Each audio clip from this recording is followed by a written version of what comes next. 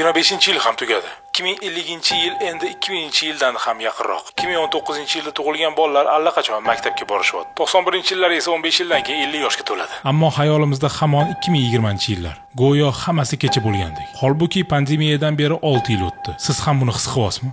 Go'yo hamma narsa tezlashib ketgandek. Dunyo oldinga qarab yuguryapti. Biz esa hatto orqaga qarashga ham ulgurmayapmiz. Trendlar, ma'nolar, hatto o'zimizga yeta olmayotgandekmiz.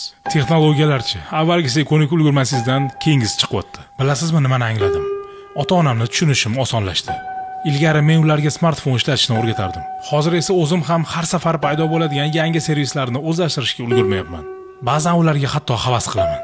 Ularni bolaligi ijtimoiy tarmoqlarsiz, yoshliklari asosiy narsani qo'ldan boy berib qo'yamiz degan qo'rquvlarsiz, kattalik davri doimiy poygasiz o'tgan. Bizda esa yangilanishlar, marafonlar, muddatlar, inqirozlar va tobora kuchayib borayotgan xavotir, depressiya, yolg'izlik va biz hatto tanimaydigan, ehtimol hech qachon ko'rmaydigan odamlarga ergashib yugurish. Va faqat bitta narsa o'zgarmay qoladi.